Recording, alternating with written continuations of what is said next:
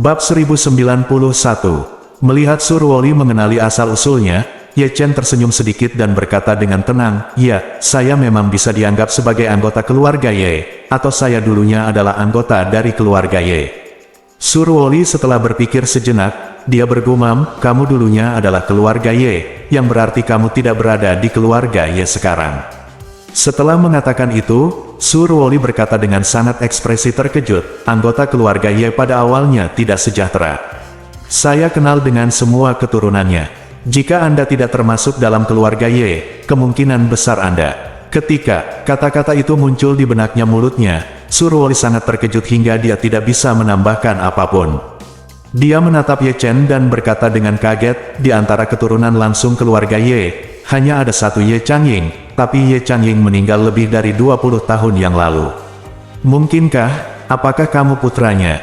Ekspresi Ye Chen berubah serius dan dia berkata dengan serius, "Ya, saya putra Ye Changying, Ye Chen." Ya Tuhan, seluruh tubuh Surwoli terasa seperti disambar petir saat ini.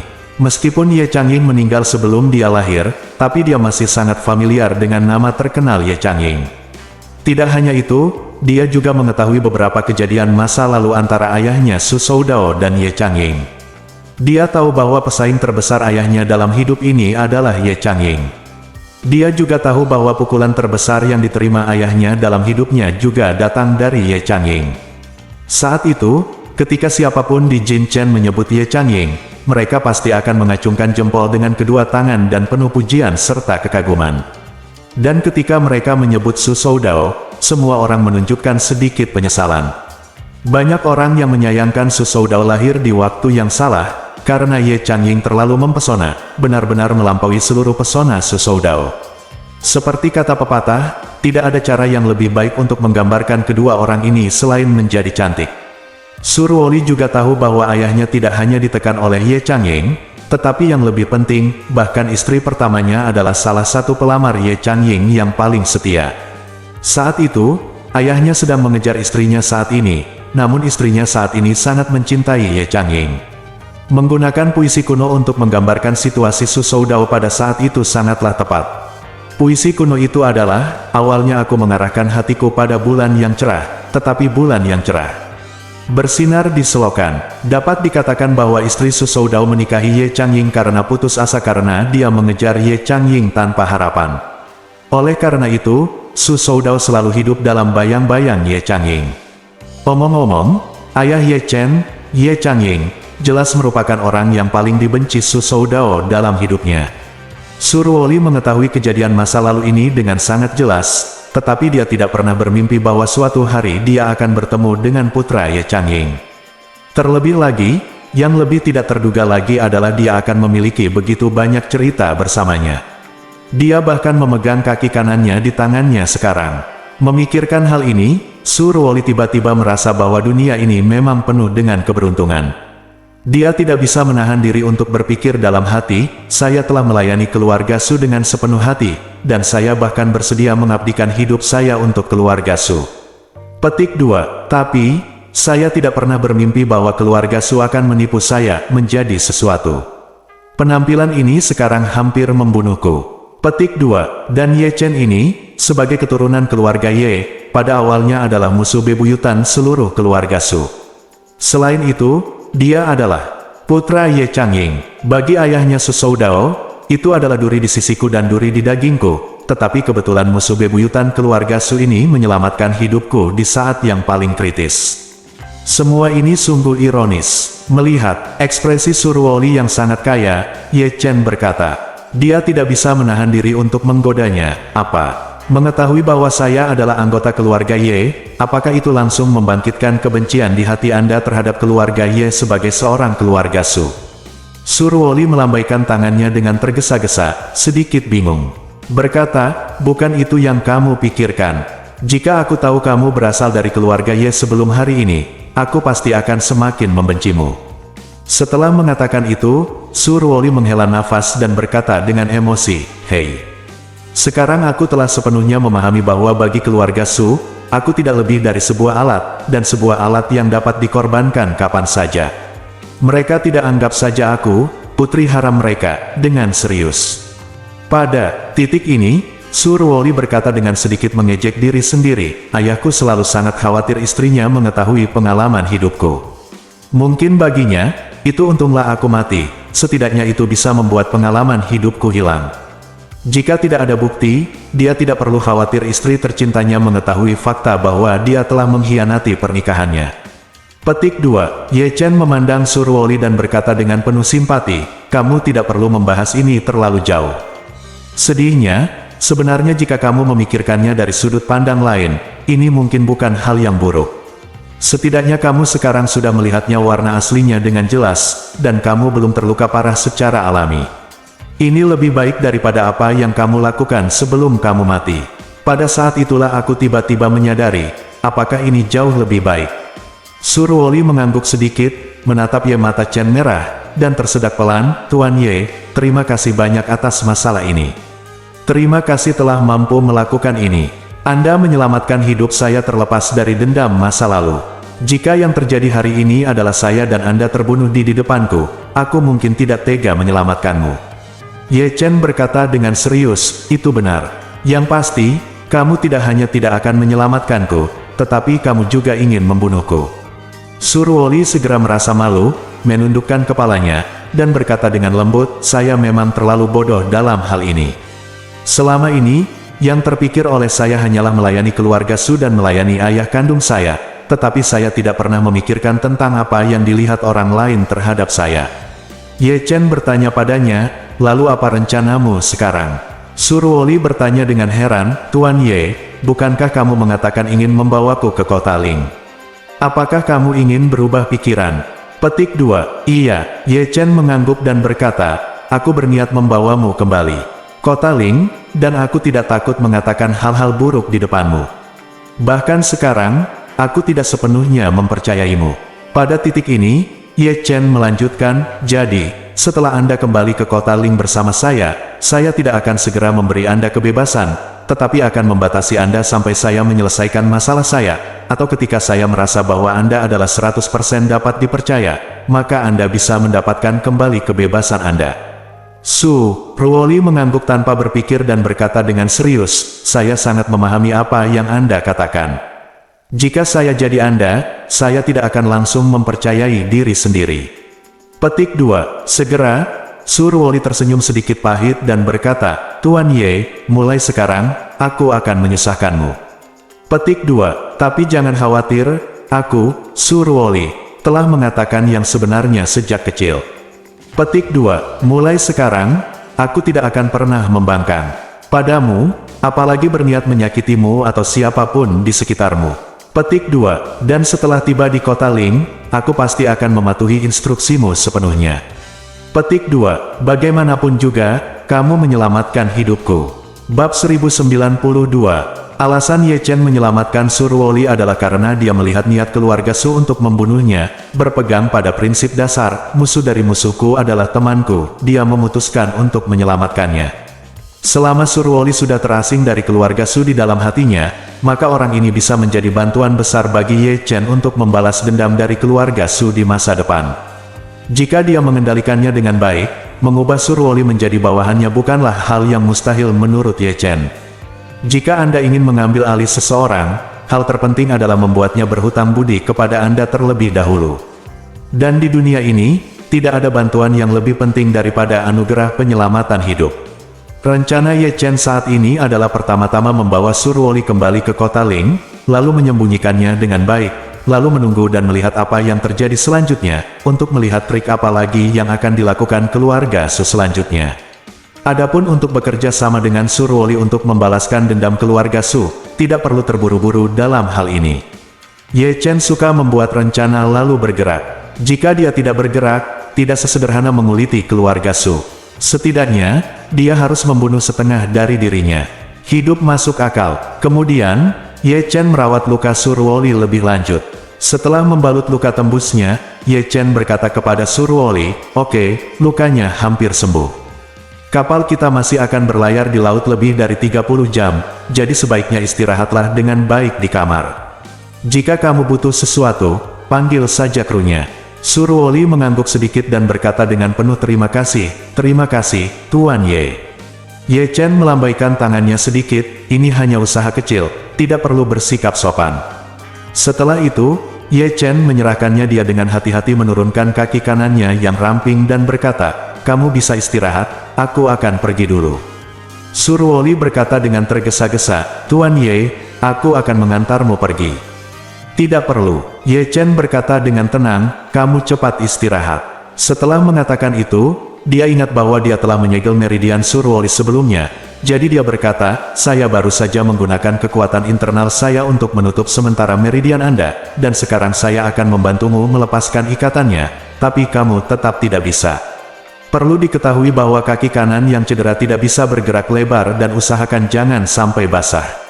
Jika kamu ingin mandi, balut area yang dibalut dengan kantong plastik. Surwoli mengangguk patuh dan berkata, saya mengerti, Tuan Ye, tolong bantu saya menyelesaikannya, jika tidak maka akan sangat sulit untuk mengerahkan kekuatan. Petik 2, Ye Chen mengulurkan tangannya dan dengan lembut menyentuh pergelangan kakinya, lalu langsung mengambil energi yang tersisa di tubuhnya. Surwoli juga langsung merasakan bahwa meridian yang tersegel di tubuhnya terbuka sepenuhnya pada saat ini. Dia tidak bisa menahan diri untuk tidak menghela nafas pada kekuatan magis Ye Chen. Tuan Ye dapat mengontrol pembukaan meridian saya hanya dengan beberapa jari. Hei, kemampuan semacam ini luar biasa kuat. Untungnya, dia tidak memiliki niat untuk membunuhku. Jika tidak, akan mudah baginya untuk membunuhku. Pada saat ini, Ye Chen berdiri dan berkata, tidak masalah lagi, kamu istirahatlah, aku pergi. Surwoli buru-buru mengirimnya ke pintu dan berkata dengan hormat, Tuan Ye, berjalanlah perlahan. Surwoli memang memiliki kekaguman pada Ye Chen jauh di dalam hatinya, bukan hanya karena kekuatannya yang kuat, tapi juga karena identitasnya yang tidak biasa. Dalam pandangan Surwoli, Ye Chen sangat berkuasa, dan dia adalah tuan muda dari keluarga Ye dan putra Ye Changying, dia sangat pantas disebut Tuan Ye. Saat ini, kapal yang ditumpangi Ye Chen telah meninggalkan wilayah perairan negara Beihai dan memasuki wilayah laut lepas. Di sisi lain, tim pertahanan maritim Beihai akhirnya menunggu kapal keluarga Su di lokasi yang telah ditentukan. Ketika kapal pesiar itu muncul di layar radar, Kapten tim pertahanan maritim berkata sambil tersenyum, sial, setelah menunggu begitu lama, bajingan ini akhirnya sampai di sini. Wakilnya tertawa di samping dan berkata, Kapten, jika kita menangkap Surwoli kali ini, itu pasti pencapaian besar lainnya, bukan? Kapten mengangguk, tentu saja, Surwoli ini adalah penjahat nomor 1 di seluruh kerajaan Beihai. Kita hanya perlu menangkapnya kembali, apakah dia hidup atau mati, itu pencapaian yang luar biasa. Saat dia mengatakan ini, dia dengan bersemangat berkata, cobalah untuk tidak menembak nanti, tapi tangkap yang hidup.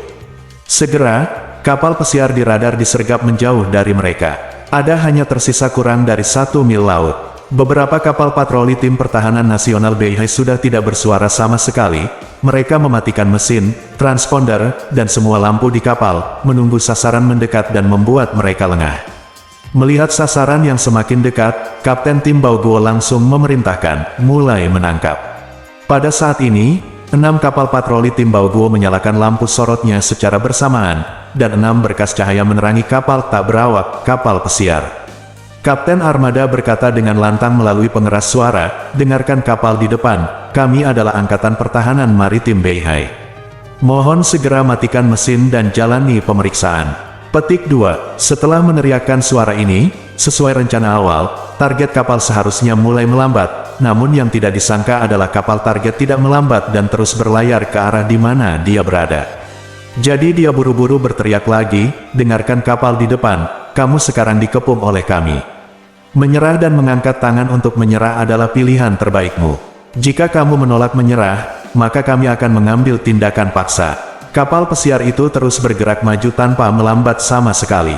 Kapten berteriak dengan marah, saya memperingatkan Anda, jika Anda tidak segera mematikan mesin, kami akan menembak Anda sesuai dengan hukum. Kapal pesiar itu masih menganggapnya sebagai udara dan terus bergerak maju. Kapten melihat bahwa dia akan keluar dari pengepungan, tetapi dia belum berniat untuk menyerah, dan dia tidak bisa tidak bertanya-tanya, apa yang orang-orang ini lakukan. Bukankah mereka menghentikan kapal segera setelah mereka setuju? Berteriak, wakil di samping tidak bisa menahan diri untuk tidak bertanya, Kapten, apakah mereka mencoba memanfaatkan kesempatan untuk melarikan diri? Kapten berkata dengan marah, siapa yang tahu? Orang-orang ini tidak dapat diandalkan. Cepat dan tangkap dia dan paksa dia untuk berhenti. 6 kapal patroli tim pertahanan nasional dengan cepat mengejar. Naik, mereka menjepit kapal pesiar target dan beringsut mendekat. Saat mereka mendekat, seseorang berseru, Kapten, sepertinya tidak ada seorang pun di kapal itu. Petik 2. Apa? Tidak ada siapa-siapa. Pria itu mengangguk dan berkata, ya, Anda dapat melihat dengan jelas di teleskop. Kokpit di sana bukan satu sosok pun, dan tidak ada seorang pun di geladak. Kapten Baoguo gemetar ketakutan, dan berseru, sialan. Mungkinkah keluarga Su mempermainkan kita? Memikirkan hal ini, dia segera memerintahkan berkata, cepat dan paksa untuk berhenti, naik ke kapal dan biarkan saya memeriksanya dengan hati-hati. Speedboat tim pertahanan nasional secara alami jauh lebih cepat daripada kapal pesiar, dan dengan cepat mengelilingi kapal pesiar dengan erat, bahkan sepenuhnya mengepungnya dari kiri dan kanan. Saat ini, beberapa kapal dan kapal pesiar yang berada di tengah relatif tidak bergerak. Beberapa anggota tim Baoguo yang membawa senjata segera melompat ke atas kapal untuk memeriksa situasi atas perintah kapten. Tidak masalah, tidak ada orang di dalamnya. Kapten menepuk pahanya dan mengumpat dengan marah, bajingan dari keluarga Su itu. Sepertinya mereka meminta kita untuk bekerja sama dalam akting, tapi mereka mencoba mengelabui harimau keluar gunung, jangkrik emas agar lepas dari cangkangnya dan selamatkan orang. Mereka berani mempermainkan kita, mereka lelah hidup. Apakah kamu sudah selesai? Bab 1093, Su Chengfeng, seekor rubah tua, memang memiliki beberapa trik di lengan bajunya. Kali ini ia berpura-pura menyelamatkan Surwoli, namun nyatanya tidak memakan banyak biaya, karena seluruh tim pertahanan nasional Beihai adalah aktor yang tampil bersamanya secara gratis. Adapun mengapa tim keamanan nasional Beihai bersedia bekerja sama dengan Su Chengfeng secara gratis, hal ini dapat ditelusuri kembali ke saat Surwoli dan majikan keluarga Su lainnya ditangkap. Saat itu, Surwoli dan yang lainnya memusnahkan keluarga Matsumoto, mempermalukan seluruh Departemen Kepolisian Metropolitan Dongdu. Kemudian mereka secara kolektif berencana untuk melarikan diri dari Bantian. Di saat kritis saat pesawat hendak lepas landas, keamanan nasional Beihai tim maju untuk membunuh geng ini. Tangkap mereka semua, karenanya, kejadian ini langsung membuat tim Baoguo terkenal. Meskipun orang-orang memuji tim Baoguo atas kerja luar biasa mereka juga memarahi Departemen Kepolisian Metropolitan Dongdu, karena berpikir bahwa mereka benar-benar sia-sia. Sebelumnya, reputasi dan status sosial tim pertahanan nasional Beihai di seluruh negara Beihai tidaklah tinggi. Sejak kekalahan dalam Perang Dunia II, sikap warga kerajaan Beihai terhadap pengawal menjadi kurang hormat dibandingkan sebelumnya. Setelah tim keamanan nasional Beihai menyadari bahwa penangkapan Surwoli telah meningkatkan status sosial mereka secara signifikan, mereka tenggelam dalam perasaan menjadi sorotan, berpikir untuk mencapai keajaiban lain. Su Chengfeng yang cerdik, melalui pujian tim Baoguo dari masyarakat kerajaan Beihai, menyadari bahwa tim Baoguo pasti sangat menikmati perasaan ini. Oleh karena itu, dia langsung meminta seseorang untuk terhubung dengan manajemen senior tim Baoguo dan ingin bekerja sama dengan tim Baoguo membintangi drama besar. Drama ini juga sangat sederhana, yaitu membiarkan tim pertahanan nasional Beihai membantu Surwoli melarikan diri. Kemudian keluarga Su akan membimbing Surwoli langsung ke Prancis terbuka yang disiapkan oleh tim Baoguo selama pelarian tersebut. Dengan cara ini, tim keamanan nasional Beihai kembali berhasil menangkap Surwoli yang melarikan diri, yang tentunya akan mendapat pengakuan lebih besar dari masyarakat. Selain itu, desain aslinya adalah untuk memungkinkan dia melarikan diri dari tangan Departemen Kepolisian Dongdu setelah semua tahanan diserahkan ke Departemen Kepolisian Dongdu. Dalam hal ini, tim keamanan nasional Beihai dapat sepenuhnya menjauhkan diri dari insiden tersebut, dan pada saat yang sama menyeret Departemen Kepolisian Metropolitan Dongdu ke dalam air. Setelah tahanan melarikan diri, tim keamanan nasional Beihai mencegat tahanan Hai Xingxing, dan pada saat yang sama meluncurkan serangkaian publisitas di media. Artinya, tim keamanan nasional Beihai menangkap narapidana di Bandara Bantian, lalu Departemen Kepolisian Metropolitan Dongdu kehilangan seluruh narapidana setelah menyerahkan narapidana tersebut. Kemudian, tim keamanan nasional Beihai menangkap narapidana tersebut untuk Departemen Kepolisian Dongdu. Hapus orang-orang puntung, ambil, atau tembak sampai mati. Dalam kasus tersebut, tim keamanan nasional Beihai mengambil keuntungan dari kedua belah pihak, dan Departemen Kepolisian Metropolitan Dongdu bukanlah manusia yang berada di tengah atau di luar. Oleh karena itu, tim keamanan nasional Beihai tanpa syarat bekerja sama dengan rencana Su Chengfeng untuk merebut kembali Surwoli dan memainkan peran membalikkan keadaan lagi. Su Chengfeng memang pandai berhitung. Dia tidak hanya berkomplot melawan tim keamanan nasional Beihai, tetapi dia juga menjadikan tim keamanan nasional Beihai sebagai penolong utama baginya. Dia juga berkomplot melawan Surwoli dan seluruh keluarga He. Keluarga He selalu mengkhawatirkan keselamatan Surwoli sejak Su Chengfeng berjanji kepada keluarga He bahwa dia akan menyelamatkan Surwoli kembali. Keluarga He sangat berterima kasih padanya. Kini, keluarga Su memang telah menyelamatkan Surwoli dari Dongdu. Ini saja sudah cukup untuk membuat seluruh keluarga He bersyukur. Tapi bagaimana keluarga He bisa tahu bahwa Tuan Su hanya berakting untuk mereka? Rencana awalnya adalah menyelamatkan Surwoli dari Departemen Kepolisian Dongdu dan menyerahkannya ke tim keamanan nasional Beihai. Hanya dengan berbelok ke kiri dan ke kanan, Anda dapat mencapai kedua tujuan dan mengurangi biaya keseluruhannya. Ini adalah yang terbaik dari kedua dunia untuk keluarga Su. Namun, tidak ada yang menyangka bahwa segala sesuatu yang direncanakan dengan matang akan tiba-tiba berubah. Bahkan Tuan Su sendiri sangat menantikannya di Jinchen, menantikan kabar bahwa tim keamanan nasional Beihai telah berhasil menangkap Surwoli. Sambil menunggu dengan cemas, seorang anggota senior tim keamanan nasional Beihai langsung menelepon. Segera setelah panggilan telepon masuk, Tuan Su bertanya dengan riang, "Matsushima-kun, apakah kamu sudah menangkap Surwoli?" "Tangkap kamu," pihak lain berteriak dengan marah di telepon, "mengapa tidak ada seorang pun di kapal kamu mengaturnya? Di mana Surwoli sekarang?" Tuan Su bertanya dengan heran, "Apa katamu? Tidak ada seorang pun di dalam perahu." Pihak lain berkata dengan marah, "Ya, tidak ada seorang pun di dalam perahu." Ini, Su Chengfeng tiba-tiba menjadi gugup dan berkata, "Bawahanku memberitahuku belum lama ini bahwa semuanya terkendali, jadi mengapa mereka tiba-tiba menghilang?" Petik 2. Kamu bertanya padaku. Pihak lain berkata dengan marah, "Kami telah menunggu di lokasi yang telah ditentukan, dan sekarang kami akhirnya sampai di kapal target, tetapi bahkan tidak ada hantu yang terlihat di kapal." Saat dia berkata, pihak lain mengancam dengan ganas, "Saya beritahu kamu Su Chengfeng, jika kamu tidak membawa Surwoli pergi secepat mungkin, serahkan, maka jangan salahkan kami karena bersikap kasar padamu." Petik 2. Su Chengfeng berkata dengan gugup, "Pasti ada rahasia tersembunyi di sini masalah. Tuan Matsushima, saya mohon Anda segera mengirim tim pertahanan maritim untuk mencari." Pihak lain berkata dengan dingin, "Kami tidak memiliki cukup tenaga dan sumber daya material untuk melakukan pencarian skala besar sekarang. Jika kamu bisa mendapatkan Surwoli kembali, semuanya akan baik-baik saja, tetapi jika kamu tidak bisa mendapatkannya kembali, maka pejabat kerajaan Beihai akan menyerahkan semua tanggung jawab atas pelarian Surwoli pada keluarga Sumu." Su Chengfeng menjadi cemas dan berseru, "Tuan Songdao, yakinlah tentang masalah ini, kami akan berusaha sekuat tenaga untuk mencari keberadaan Surwoli, melakukan segala kemungkinan untuk mengirimnya kembali." Pihak lain mengertakkan gigi dan berkata, "Su Chengfeng, ingat, Anda hanya punya waktu beberapa jam. Jika Anda tidak dapat menangkap Surwoli setelah fajar, Anda akan bertanggung jawab atas semua konsekuensinya."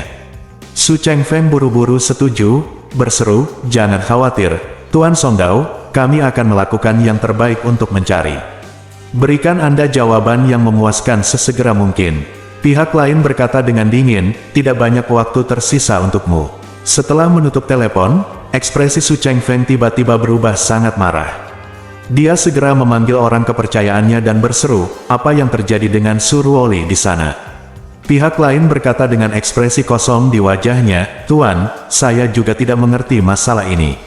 Kami tidak bisa hubungi siapapun saat ini. Seseorang yang terlibat dalam masalah ini, saya merasa sangat aneh.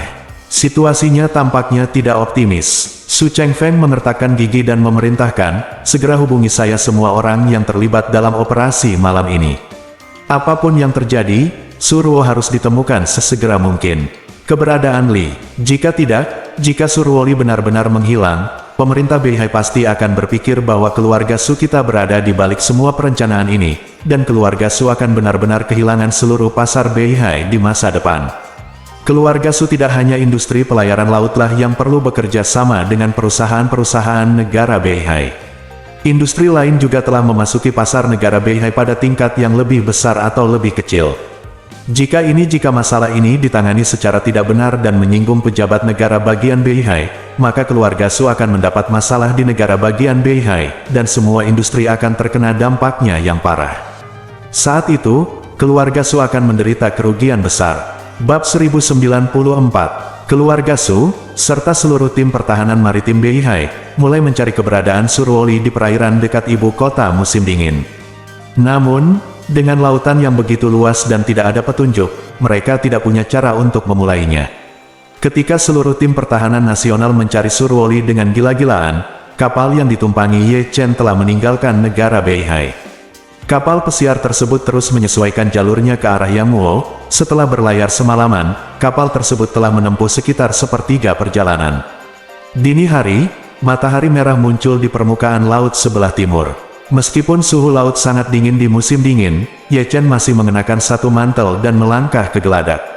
Arah perahu adalah dari timur ke barat. Jadi Ye Chen berdiri di buritan perahu, menyaksikan matahari terbit di timur. Saat ini, matahari merah terbit perlahan, memantulkan kembali matahari merah terjal di permukaan laut. Pemandangannya indah dan menyegarkan. Meskipun Ye Chen mengagumi pemandangan yang indah, jauh di lubuk hatinya dia memikirkan masa depannya. Meskipun Ye Chen tidak pernah berpikir untuk meninggalkan kota Ling sebelumnya, kini dia semakin merasa bahwa cepat atau lambat dia harus meninggalkan kota Ling, tempat dia tinggal selama lebih dari 10 tahun, dan pergi ke Jinchen untuk mencapai tujuan hidupnya.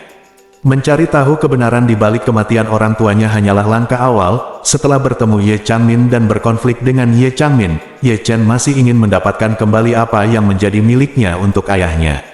Sang ayah adalah keturunan dari keluarga Ye. Meskipun harta keluarga dibagi rata kepada keempat saudara laki-lakinya, ia harus mendapatkan 25% dari seluruh harta keluarga Ye.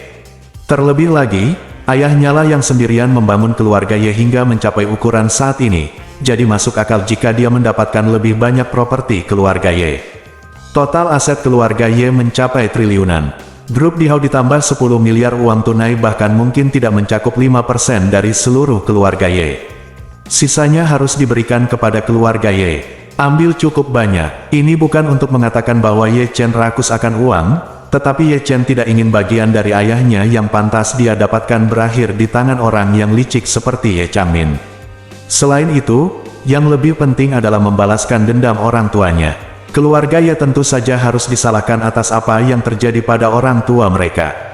Namun, saat itu, keluarga Su dengan jelas membentuk apa yang disebut aliansi pemberontak dan selalu menentang ayah mereka. Ini adalah fakta yang diketahui semua orang di Jinchen. Jadi menurut Ye Chen, musuh nomor satu adalah keluarga Su. Terlepas dari hal lain, fakta bahwa keluarga Su memberontak melawan aliansi Ye benar-benar tidak dapat dimaafkan di mata Ye Chen, jadi dia harus membuat keluarga Su membayar mahal. Awalnya, dia ingin mengumpulkan lebih banyak kekuatan sebelum menyelesaikan akun dengan keluarga Su dan keluarga Ye. Namun kini, baik keluarga Ye maupun keluarga Su telah berinisiatif untuk tampil dalam hidupnya, yang juga menyadarkannya bahwa ia harus bersiap menghadapi kedua keluarga tersebut sekarang. Kebetulan Surwoli sekarang jatuh ke tangannya. Kebetulan dia hampir dibunuh oleh keluarga Su, jadi kemungkinan besar wanita ini bisa dimanfaatkan olehnya. Jika saatnya tiba, dia mungkin bisa sangat membantu dalam perang salibnya melawan keluarga Su. Saat dia memikirkannya, langkah kaki tiba-tiba datang dari belakangnya. Ye Chen menoleh ke belakang dan melihat Wan Ting Song berjalan mendekat, terbungkus jaket tebal. Melihat Ye Chen berbalik, Song Wanting tersenyum padanya dan bertanya, "Tuan Ye, mengapa kamu bangun pagi-pagi sekali?" Ye Chen tersenyum dan berkata, "Saya terbiasa bangun pagi, dan saya belum pernah bangun pagi, tidurlah di tahun-tahun ini." Setelah itu, lalu dia bertanya, "Bagaimana denganmu? Kamu telah mengalami begitu banyak hal dalam 2 hari terakhir. Kamu harus istirahat yang baik. Mengapa kamu bangun pagi-pagi sekali?" Song Wanting tersenyum, merapikan rambut hitam di antara telinga dan pelipisnya, dan berkata, "Awalnya aku memang sangat lelah, dan aku sangat ingin tidur nyenyak, tapi aku benar-benar tidak tahan dengan hentakan ombak, jadi aku datang untuk mendapatkan mencari udara segar." Ye Chen bertanya dengan prihatin, "Apakah kamu mabuk laut?" Song Wanting mengangguk dan berkata sambil tersenyum, untungnya, ini tidak terlalu serius. Setelah mengatakan itu, dia berjalan ke sisi Ye Chen, bersandar di pagar, memandang matahari terbit, dan berkata dengan penuh emosi, matahari terbit di laut sungguh indah, dengan inilah saya tumbuh dewasa. Ini pertama kalinya saya menyaksikan matahari terbit di laut pada usia ini. Ye Chen melihat itu di sana masih ada kekhawatiran dan kegugupan di alisnya, jadi dia tidak bisa menahan diri untuk tidak memanggilnya, ingin. Song Wanting buru-buru menatap Ye Chen, Tuan Ye, apa yang ingin kamu katakan? Ye Chen bertanya padanya, apakah kamu mengkhawatirkan sesuatu? Song Wanting ragu-ragu sejenak, mengangguk sedikit, dan berkata dengan serius, saya khawatir dengan kondisi kakek saat ini, dan saya tidak tahu bagaimana menyelesaikan rangkaian masalah ini setelah kita pergi kembali. Ye Chen berkata dengan serius, bagaimana mengatasinya setelah kita kembali? Kamu tidak perlu khawatir tentang ini, aku akan membantumu mengaturnya. Adapun situasi Tuan Song saat ini.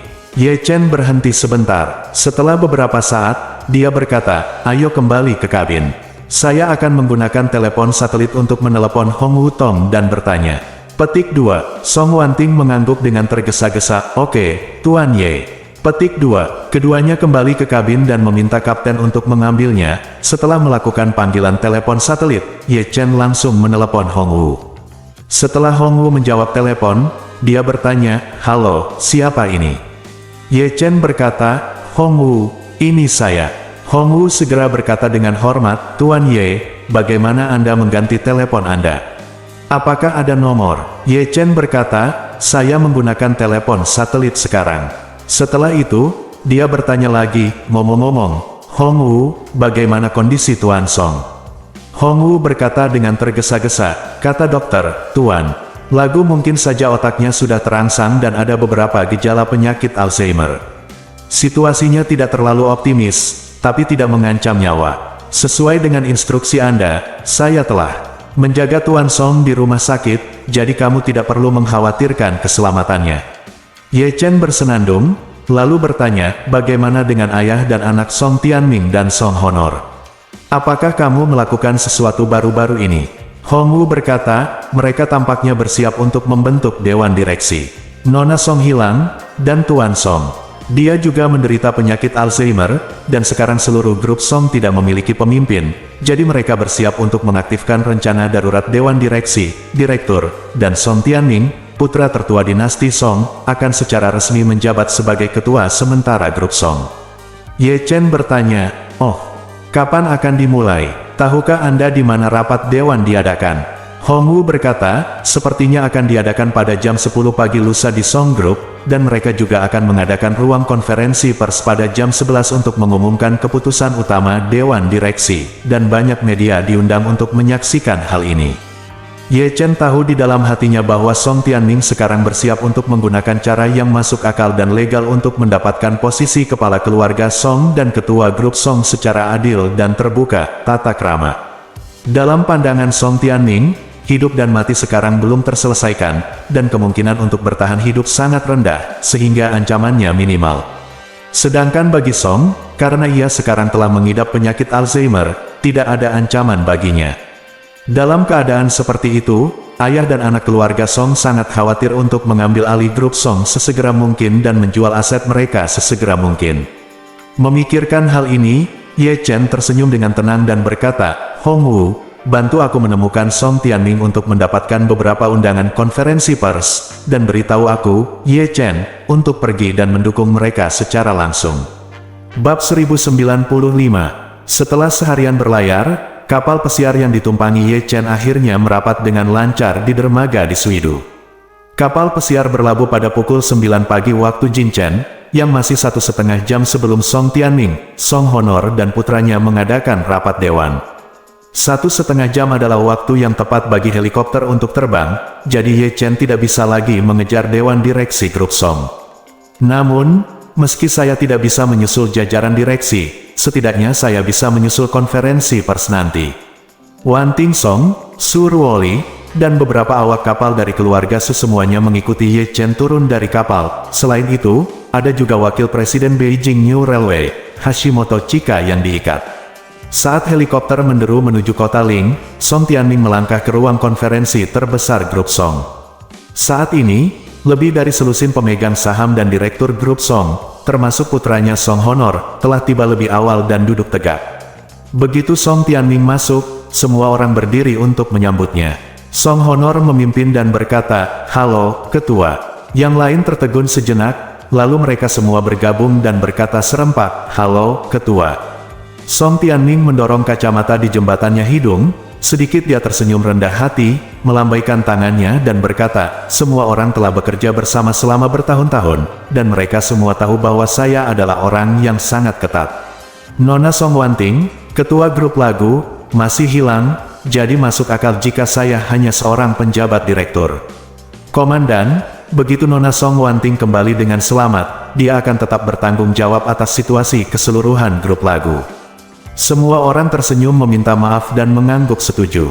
Lagi pula, secara hukum, selama Song Wanting tidak meninggal atau dimakzulkan secara internal, dia akan tetap menjadi ketua grup lagu. Adapun Song Tianming, dia memang hanya penjabat ketua, begitu pemilik sebenarnya datang, dia harus segera minggir.